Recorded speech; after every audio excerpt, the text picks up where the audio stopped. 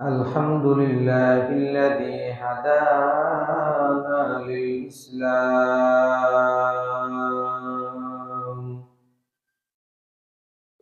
الذي نزل القرآن هدى للناس وبينات من الهدى والفرقان، وكرم وعلمه من البيان ما لم يعلم، فسبحان الذي لا يحصى امتنانه باللسان ولا بالقلم، ونشهد أن لا إله إلا الله وحده لا شريك له، ونشهد أن سيدنا وسندنا وحبيبنا وطبيبنا ومولانا وأولانا محمدا عبده ورسوله. أما بعد، فأعوذ بالله من الشيطان الرجيم. بسم الله الرحمن الرحيم. وأنفقوا في سبيل الله ولا تلقوا بأيديكم إلى التهلكة وأحسنوا إن الله يحب المحسنين.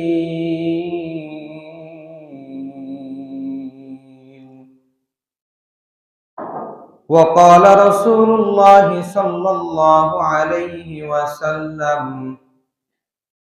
بادروا بالصدقة فإن البلاء لا يتخطاها، أو كما قال عليه الصلاة والسلام.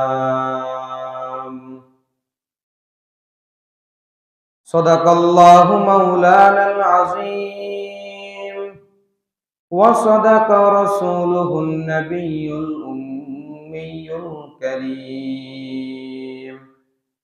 ونحن على ذلك لمن الشاهدين والشاكرين، والحمد لله رب العالمين. سبحانك لا علم لنا إلا ما علمتنا، إنك أنت العليم الحكيم.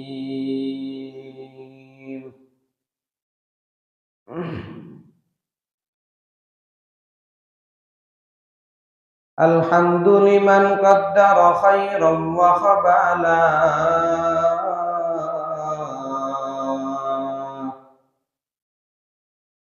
الحمد لمن قدر خيرا وخبالا، والشكر لمن صور حسنا وجمالا،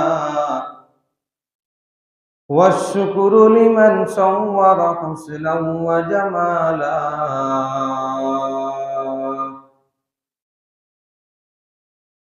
لا زد ولا ند ولا حد لمولاه،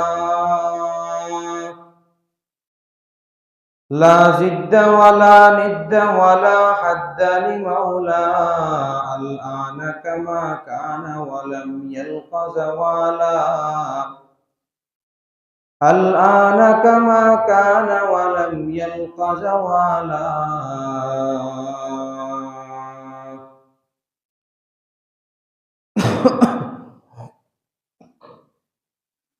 আলহামদুলিল্লাহ, মহান আল্লাহ পাক রব্বুল আলামিনের দরবারে লাখো কোটি শুকরিয়া জ্ঞাপন করি যে মহান রব্বুল আলামিন আমাদেরকে আজকে পবিত্র দিন, জুমার দিন। দুনিয়ার সমস্ত কাজকর্ম থেকে পার করে আল্লাহ পাক রব্বুল আলামিনের মসজিদ জান্নাতের বাগানে আমাদেরকে আসার জন্য, বসার জন্য, কিছু দিনে কথাবার্তা বলার জন্য এবং শোনার জন্য তৌফিক দান করেছেন। এই জন্য আমরা সকলেই সে মহান রব্বুল আলামিনের দরবারে প্রাণ খুলে, মন ভরে, আন্তরিকতার সাথে রব্বুল আলামিনের শুকরিয়া আদায় করি, আলহামদুলিল্লাহ। আল্লাহ পাক রব্বুল আলামিন আমাদেরকে যত নিয়ামত দান করেছেন, এই নিয়ামত আমরা আমাদের জিন্দেগিতে সারা জীবন যদিও এই নিয়ামতের শুকরিয়া আদায় করি, শুকরিয়া আদায় শেষ হবে না।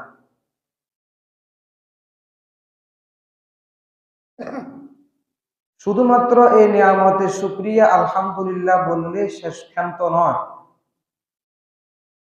শুধুমাত্র নামাজ পড়লে এই নিয়ামতের শুকরিয়া ক্ষান্ত হবে না। শুধুমাত্র জিকির আজকার করলে রব্বুল আলামিনের নিয়ামত শেষ হবে না।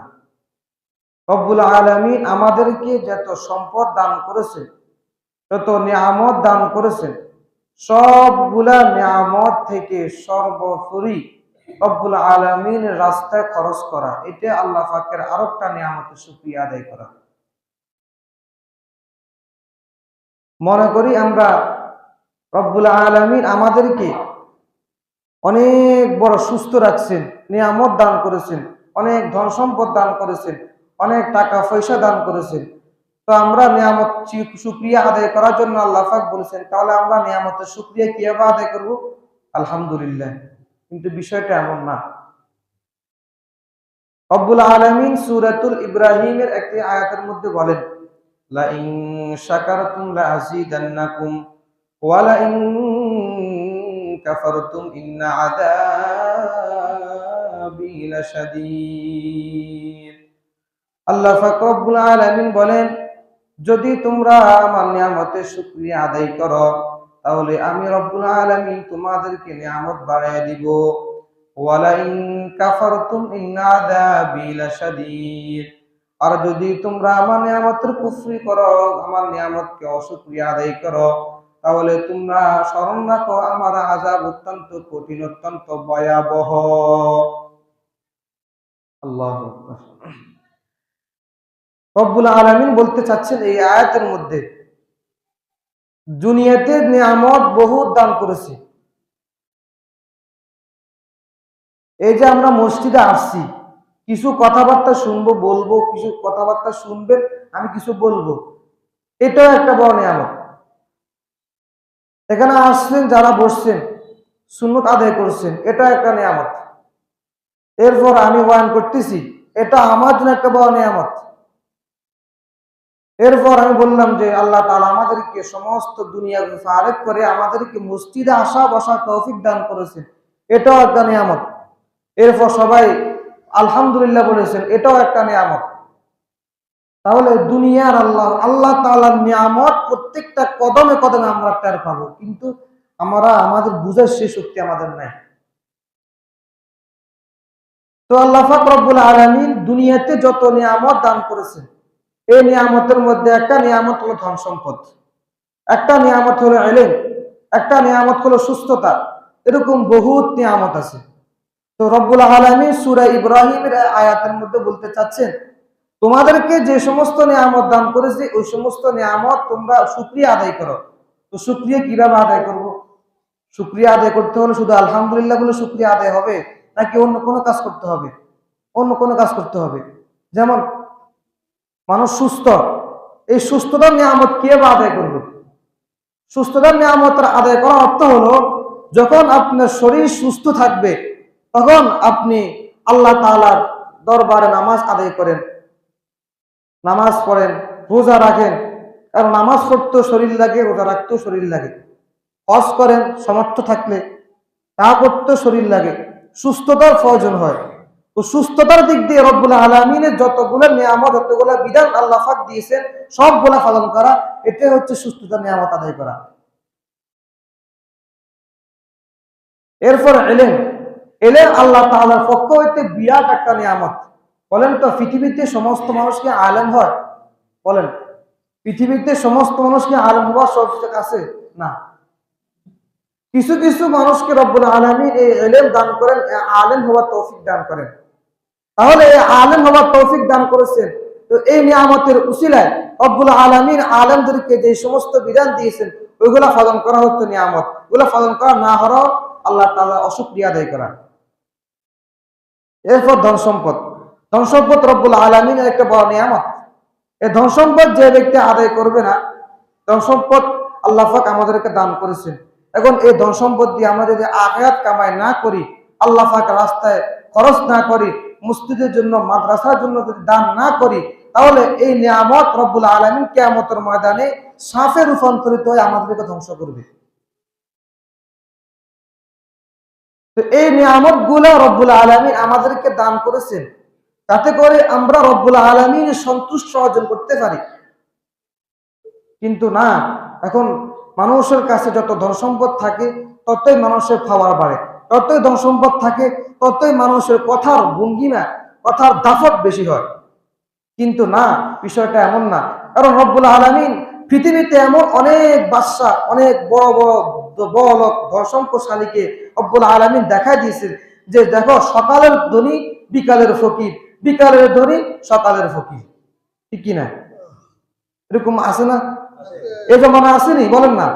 সমস্ত জমানা, প্রত্যেকটা জমানা থেকে আদম আলাইহিস সালাম থেকে এ পর্যন্ত সমস্ত জমানার মধ্যে আল্লাহ পাক রব্বুল আলামিন এমন কিছু লোককে আমাদের সামনে নজির হিসেবে পেশ করেছেন, তাদেরকে দেখলে যদি আমাদের ঈমান থাকে তাহলে আমাদের ঈমান বৃদ্ধি হবে।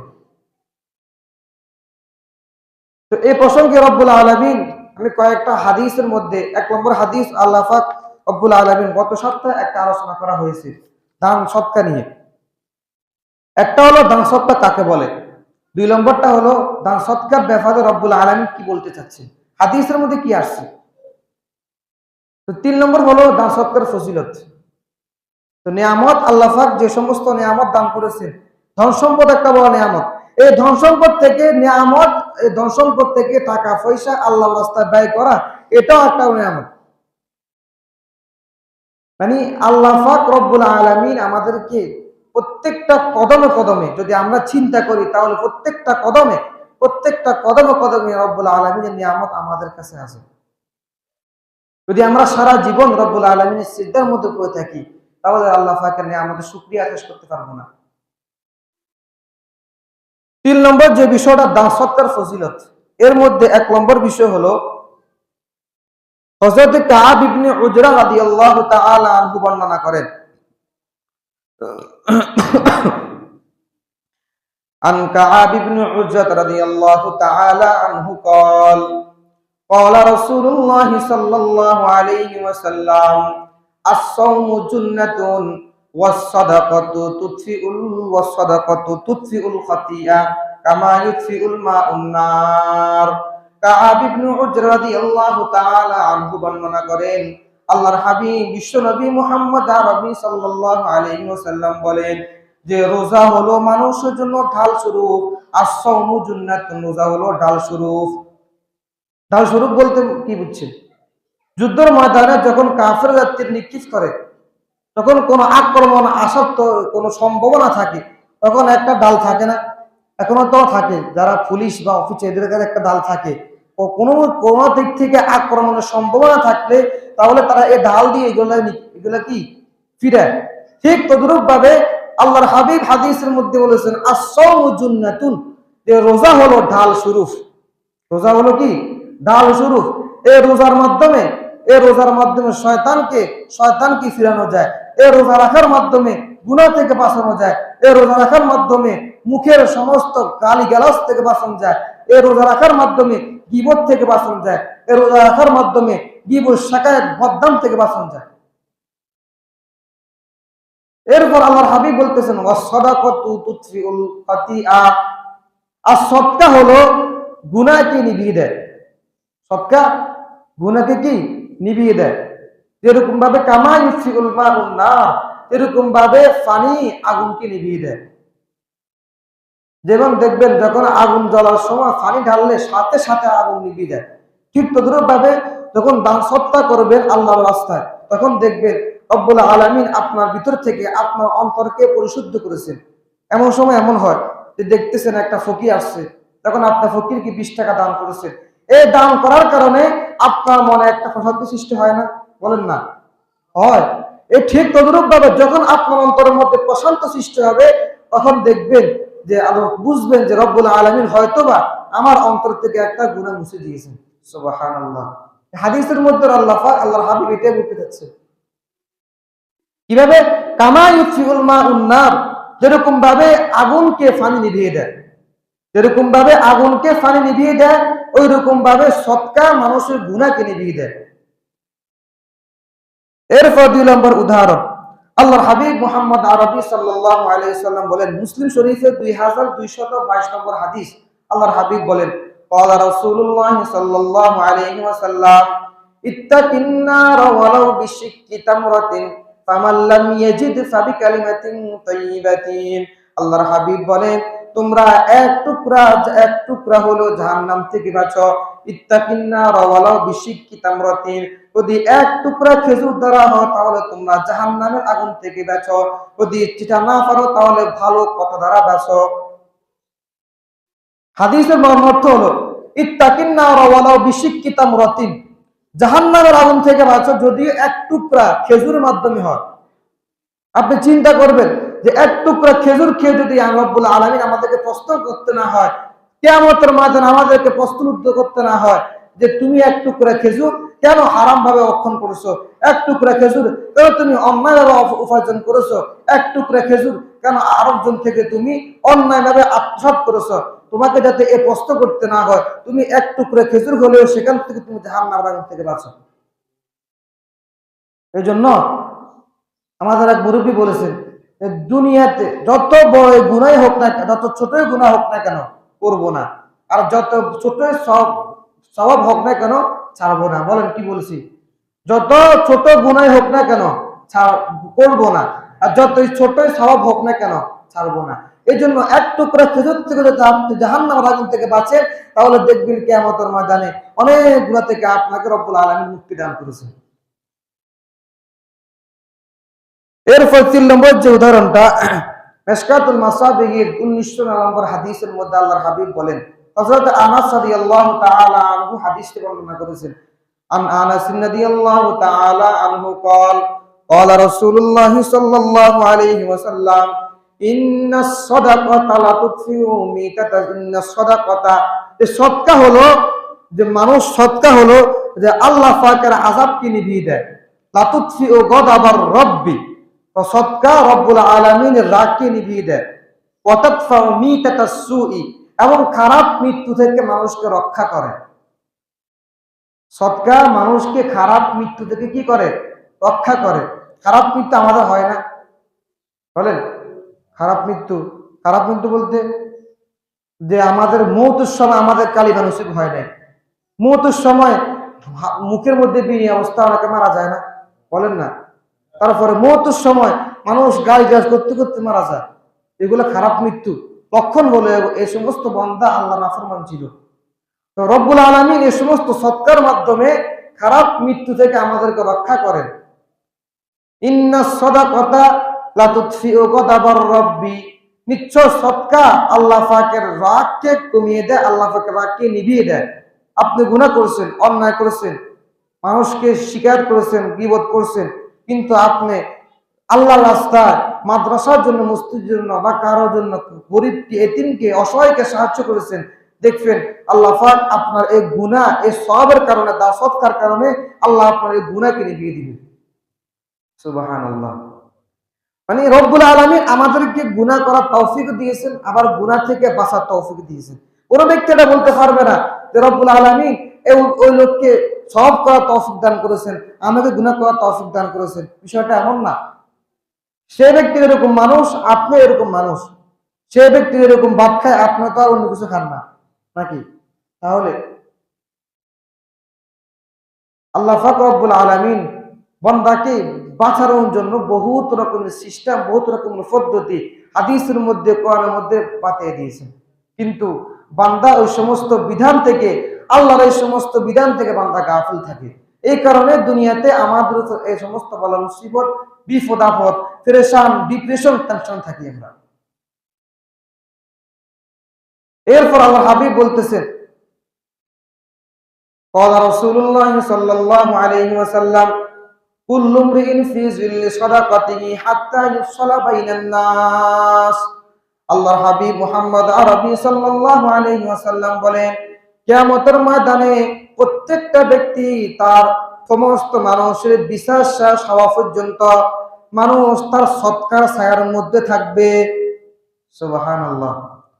কিয়ামতের ময়দানে প্রত্যেকটা মানুষের বিচার শেষ হওয়া পর্যন্ত আল্লাহ পাক রব্বুল আলামিন এক আয়াতের মধ্যে বলেছেন 50 আলফা সানা, 1000 বছর, কোন কোন বর্ণনা বোঝে 50,000 বছর।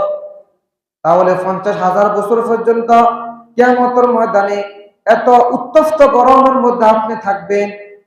কিয়ামতের ময়দানে মানুষের সূর্য থাকবে একবার নিকটবর্তী, গ্রামে মানুষের পুরা পুকুর হয়ে যাবে। তাহলে ওই এমত অবস্থায় রব্বুল আলামিন বলতে আল্লাহর হাবিব বলতেছেন যে মানুষ যারা সৎকা করবে আল্লাহর রাস্তায়, কিয়ামতের ময়দানে ওই সৎকা ছায়া থাকবে তারা। সুবহানাল্লাহ। যারা সৎকা করবে, দান সৎকা করবে, তাদের এই দান সৎকা তাদেরকে কিয়ামতের ময়দানে ছায়া দেবে। আর একটা হাদিসের মধ্যে লম্বা হাদিস যে 7 শ্রেণীর ব্যক্তিকে রব্বুল আলামিন কিয়ামতের ময়দানে ছায়া দান করবে। কয় শ্রেণীকে? 7 শ্রেণীর ব্যক্তিকে রব্বুল আলামিন কিয়ামতের ময়দানে ছায়া দান করবেন। আমি শুধু বাংলাটা বলতেছি, আরবিটা অনেক বড় হাদিস। 1 নম্বর ব্যক্তি হলো যেদিন রব্বুল আলামিনের ছায়া ছাড়া দুনিয়াতে আর কোনো ছায়া থাকবে না। এখন আমরা এখানে বসছি, উপরে ছায়া আছে, ছাদ আছে, এই কারণে আমাদের মাথায় কুমুদ পড়তেছে না, শান্তিতে বসতে পারতেছি। কিন্তু কিয়ামতের ময়দানে কোনো ছাদ থাকবে না, কিয়ামতের ময়দানে কোনো ফাঙ্কা থাকবে না, কিয়ামতের ময়দানে কোনো এসিও থাকবে না, কিয়ামতের ময়দানে একমাত্র রব্বুল আলামিনের ছায়া ছাড়া দুনিয়ার কিছুই থাকবে না। তো ওই কিয়ামতের ময়দানে যদি রব্বুল আলামিনের ছায়ার তলে আরশের নিয়ে ছায়া পেতে চান, তাহলে এই 7 গুণে গুণান্বিত হতে হবে।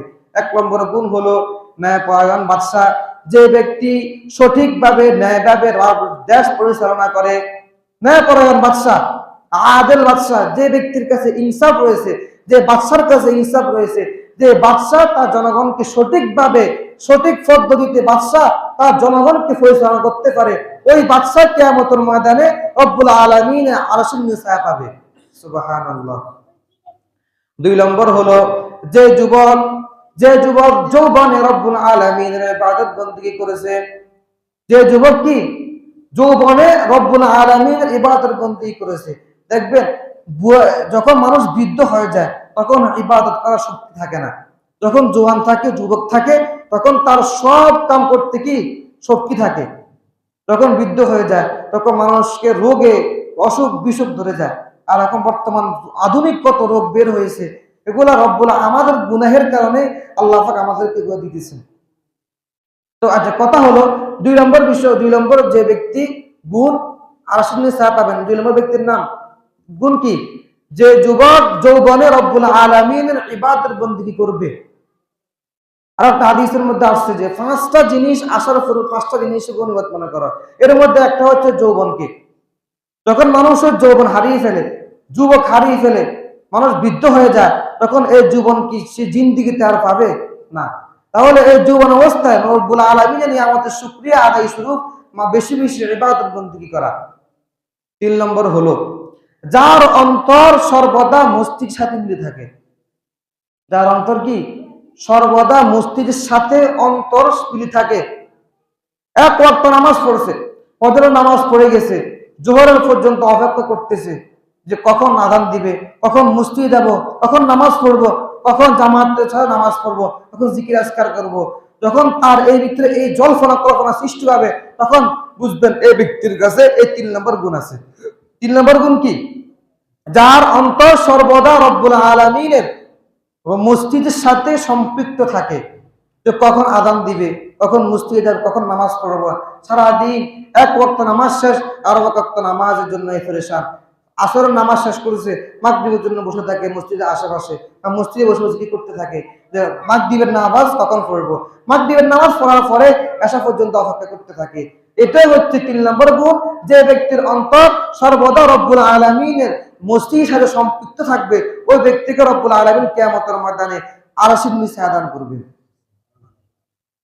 4 নম্বর ব্যক্তি হলো যে দুইজন ব্যক্তি পরস্পর একে অপরের সাথে বন্ধুত্ব করবে, একে অপরকে মহাব্বত করবে একমাত্র আল্লাহ সন্তুষ্টির জন্য। যে দুইজন ব্যক্তি পরস্পর একে অপরকে মহাব্বত করবে, ভালোবাসবে একমাত্র কার জন্য? আল্লাহ সন্তুষ্টির জন্য। এমনকি একে অপরের সঙ্গে দুশ্মনী করবে একমাত্র আল্লাহ সন্তুষ্টির জন্য। তাহলে কিয়ামতের ময়দানে আল্লাহ পাক রব্বুল আলামিন এমন দুই ব্যক্তিকে আল্লাহ তাআলা আরশের নিচে আদান করবেন। সুবহানাল্লাহ। হাদিসের মধ্যে আল্লাহর হাবিব বলেছেন, মান আহাব্বা লিল্লাহ ওয়া আবগাদা লিল্লাহ ওয়া আতা লিল্লাহ ওয়া মানাআ লিল্লাহি ফাকাদ ইসতাকমালাল ঈমান। আল্লাহর হাবিব বলেন, যে ব্যক্তি কাউকে মুহাব্বত করো আল্লাহ সন্তুষ্টির জন্য, ও আবগাদা লিল্লাহ, যে ব্যক্তি কাউকে দুশমনি করলো আল্লাহ সন্তুষ্টির জন্য, ও আতা লিল্লাহ, যে ব্যক্তি আল্লাহ সন্তুষ্টির জন্য কাউকে দান করলো, ও মানাআ লিল্লাহি, যে ব্যক্তি আল্লাহ সন্তুষ্টির জন্য কাউকে দান করা থেকে বিরত থাকলো, ফাকাদ ইসতাকমালাল ঈমান, সে যেন তার ঈমানকে পরিপূর্ণ করে নিল। তাহলে বলেন, মুহাব্বত করতে হবে একমাত্র কার জন্য? আল্লাহর জন্য। তাহলে যদি কোনো ব্যক্তি আল্লাহর জন্য মুহাব্বত করেন, সম্পর্ক রাখেন, তাহলে কিয়ামতের ময়দানে এই 7 শ্রেণীর মধ্যে আপনি অন্তর্ভুক্ত হবেন। আল্লাহ পাক আপনাকে কিয়ামতের ময়দানে আরশের নিচে আদান করবেন। এরকম বহুত হাদিস আছে যে মুহাব্বত আল্লাহ পাক রব্বুল আলামিন এই মুহাব্বতকে আমাদের জন্য দিয়েছেন, কিন্তু আমরা এটাকে বাজে জায়গায় ব্যবহার করার কারণে এখন আমাদের ভিতরের মধ্যে পেরেশান এবং চিন্তা রব্বুল আলামিন আমাদেরকে ঢেলে দিয়েছেন। আল্লাহর হাবিব মুহাম্মদ রাসূলুল্লাহ সাল্লাল্লাহু আলাইহি ওয়াসাল্লামকে সাহাবায়ে কেরাম মুহাব্বত করতেন একমাত্র কি উদ্দেশ্যে? আল্লাহ সন্তুষ্টির জন্য। সাহাবায়ে কেরামকে মুহাব্বত করত তাবেঈন আল্লাহ সন্তুষ্টির জন্য, তাবেঈনদেরকে মুহাব্বত করত তাবেঈন আল্লাহ সন্তুষ্টির জন্য, তাবেঈনদেরকে মুহাব্বত করত উলামায়ে কেরাম, আইম্মে মুজতাহিদিন, সুফি, যারা সবাই মুহাব্বত করত আল্লাহ সন্তুষ্টির জন্য। যারা যে সমস্ত মানুষ আলেমদেরকে মুহাব্বত করবে আল্লাহ সন্তুষ্টির জন্য, তাহলে তারাও কিয়ামতের ময়দানে আল্লাহর 7 শ্রেণী ব্যক্তির মধ্যে 1 শ্রেণী ব্যক্তি হয়ে যাবে। সুবহানাল্লাহ। আল্লাহ তাআলা আমাদের সবাইকে আল্লাহ তাআলার আরশের নিচে ছায়া দান করার তৌফিক দান করুক। সবাইকে আল্লাহ তাআলা এই সমস্ত গুণান্বিত করার তৌফিক দান করে।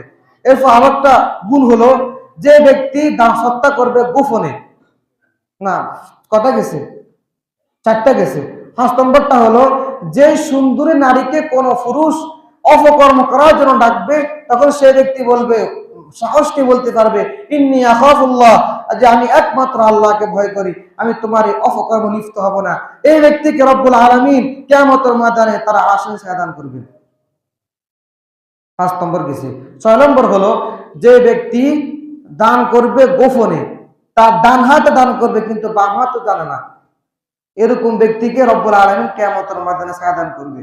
7 নম্বর ব্যক্তি হলো, যে ব্যক্তি নির্জনে আল্লাহকে ভয় করবে। এখানে আমরা সবাই একসাথে আছি, কিন্তু কার ভিতরে কি আছে, কার ভিতরে আল্লাহ পাকের কি পরিমাণ নাফরমানি আছে, এটা একমাত্র আল্লাহ জানেন, ঠিক না? কিন্তু দুনিয়াতে আমরা যদি মানুষ আমাদের গুনাহ জানতো, তাহলে মানুষ আমাদেরকে সমাজের মধ্যে পাত্তা দিত না। কিন্তু রব্বুল আলামিন এত বড় মেহেরবান, এত বড় দয়াবান, তিনি আমাদেরকে, যদি দুনিয়ার কোনো মানুষ সেগুলা জানতো, যদি ক্ষমতা থাকতো, তাহলে আমাদেরকে দুনিয়া থেকে আরো আগে থেকে করে দিত। কিন্তু না, আল্লাহ পাক রব্বুল আলামিন রহমানুর রহিম, তিনি এত গুনাহ হওয়া সত্ত্বেও আমাদেরকে খাওয়াচ্ছেন, দাওয়াচ্ছেন, আমাদেরকে চলাচ্ছেন, সবকিছু রিজিক দান করতেছেন। এরপর রব্বুল আলামিনের রিজিকের প্রশংসা, রিজিকের শুকরিয়া আমরা কি করতেছি? এই জন্য এই 7টা বিষয়। আরেকটা বিষয় হলো 4 নম্বর, 3টা গেছে। 4 নম্বরটা হলো দান সদকা বলা মুসিবত দূর করে। দান সদকা কি? বলা মুসিবত দূর করে। 1 নম্বর উদাহরণ, আল্লাহর হাবিব বলতেছেন, বাদিরু বিসসাদাকাতি ফাইন্নাল বালাআ লা ইয়াতাখাত্তাহা, তোমরা সদকা করার ব্যাপারে অগ্রগামী হও। সৎকা করার ব্যাপারে কি প্রতিযোগিতা করো, অগ্রগামী হও। ইন্নাল বালা আলা ইয়াতাখাত্তাহা, কেননা বলা মুসিবত সৎকাকে অতিক্রম করতে পারে না। বলা মুসিবত সৎকার আগে যেতে পারে না। মানে সৎকা আগে থাকে। আপনি 5 টাকা দান করেন, 10 টাকা দান করেন, যত দান করেন, যদি নিয়ত ঠিক থাকে তাহলে বলা মুসিবত আপনাকে এই সৎকা বলা মুসিবত দূর করে দিবে। 2 নম্বর যে উদাহরণটা, হযরত ওমর ফারুক রাদিয়াল্লাহু তাআলা আনহু এবং আবু বকর রাদিয়াল্লাহু আনহু একটা ঘটনা। তাদের দান সৎকার ব্যাপারে তাদের কি পরিমাণ প্রতিযোগিতা ছিল। একদিন আল্লাহর হাবিব দ্বীনি কাজের জন্য চাঁদা চাইতেছেন। চাঁদা বুঝেন? দ্বীনি কাজের জন্য চাঁদা চাইতেছেন। এমন অবস্থায় আল্লাহর হাবিব বলতেছেন, তোমরা কে কি পারবা আল্লাহর ঘরের জন্য দান করবা। তখন দেখতেছেন উসমান রাদিয়াল্লাহু তাআলা আনহু অনেক ধন সম্পদ নিয়ে আসছেন, এমনকি মসজিদে নববীতে তার ধন সম্পদ জায়গা হতেছে না, এত ধন সম্পদ কিছু বাইরে রাখছে। এরপর আল্লাহর হাবিব জিজ্ঞেস করছেন যে তুমি কতটুকু নিয়ে আসছো। বলছেন রুবু, অর্থাৎ 4 ভাগের 1 ভাগ, তার ধন সম্পদের 4 ভাগের 1 ভাগ নিয়ে আসছে। এরপর দেখতেছে উমর আসতেছে। উমর বিশাল ধন সম্পদ নিয়ে আসতেছে, বিশাল একবারে গায়ে ভর্তি ওই গোয়া গায়ে নিয়ে আসতেছে। তখন আল্লাহর হাবিব জিজ্ঞেস করতেছেন যে ওমর, তুমি কতটুকু দিচ্ছ আমি এটা জিজ্ঞেস করবো না, তুমি কতটুকু রেখে আসছো ঘরের জন্য এটা বলো। তখন ওমর বলতেছেন নিস, অর্থাৎ অর্ধেক। অর্ধেক আমি আল্লাহ ঘরের জন্য দান করে দিলাম, আর বাকি অর্ধেক ঘরের জন্য দান করলাম, ঘরে রাখি আসছি। এরপর দেখছেন আবু বকর আসতেছে। এবার আবু বকরকে যখন দেখতেছেন, যখন আল্লাহর হাবিব বলতেছেন আবু বকর তুমি ঘরের জন্য কি রেখে আসছো। তখন আবু বকর বলছেন কুল, পুরাটা, আমি পুরাটা নিয়ে আসছি আপনার জন্য, মসজিদের নববীর জন্য, আল্লাহর ঘরের জন্য। আমি আমার ঘরের মধ্যে একমাত্র আল্লাহর হাবিবের বরকত রেখে আসছি। সুবহানাল্লাহ। বলেন এরকম লোক দুনিয়াতে পাওয়া যাবে না। যদি ইনকাম থাকে 20,000 টাকা, তাহলে হয়তো দান করবে 1,000 টাকা মাত্র। কিন্তু আবু বকর, উমর, উসমান তাদের ধন সম্পদ, তাদের দানের প্রতিযোগিতা কোনোভাবেই এগুলা প্রশংসা করার মতো না। উমর এবং আবু বকর রাদিয়াল্লাহু তাআলা আনহুমা উভয়জন এই দান সত্তার ব্যাপারে, আমলের ব্যাপারে, রিজিকের অর্থাৎ আল্লাহর ইবাদত বন্দি করার ব্যাপারে উভয়জন প্রতিযোগিতা করত সবসময়। এই জন্য তো আল্লাহর হাবিব আবু বকর সিদ্দিক রাদিয়াল্লাহু তাআলা আনহুকে তার ইসলামের প্রথম খলিফা হিসেবে নিযুক্ত করে গেছেন। তার দান সৎকা যেরকম বা মানুষের আমল যেরকম, তার সম্মানটা সেরকম হয়। যেমন কোন মানুষ যদি আমল করে, যে আমল হিসাবে রব্বুল আলামিন তার সেই মর্যাদা প্রদান করে। এখন বলি যে আমাদের সমাজের মধ্যে আমাদের মান সম্মান নাই, মর্যাদা না, পাত্তা নাই। পাত্তা থাকবে কোথা থেকে? আপনি নামাজ পড়েন না, আপনি জিকির করেন না, দান সত্তা করেন না, মানুষের সাথে ভালো ব্যবহার করেন না, তাহলে আপনাকে মানুষ দান দিবে কিভাবে বলেন? আবু বকর, উমর, উসমানকে দান কিভাবে আসছে? তাদের দান কিভাবে হয়েছে? তাদের দান কি এমনি হয়েছে, নাকি তাদের দান কোনো কারণে হয়েছে? তারা তাদের নিজের জীবনকে রাসূলের জন্য উৎসর্গ করে দিয়েছেন। তিনি সমস্ত ধন সম্পদকে আল্লাহ হাবিবের রাস্তায়, আল্লাহর রাস্তায় দান করে দিয়েছেন। এই জন্যই তা আবু বকর সিদ্দিক একবার হয়েছে, এই জন্য ওমর ফারুক হয়েছে, এই জন্য উসমান গনি হয়েছে, এই জন্য আলী হায়দুল্লাহ হয়েছেন। এমনি হয় না। যাই হোক, আল্লাহ পাক রব্বুল আলামিন আমাদেরকে সঠিকভাবে দান সত্তা করার তৌফিক দান করুক। ওয়া আখিরু দাওয়ানা আলহামদুলিল্লাহি রাব্বিল আলামিন।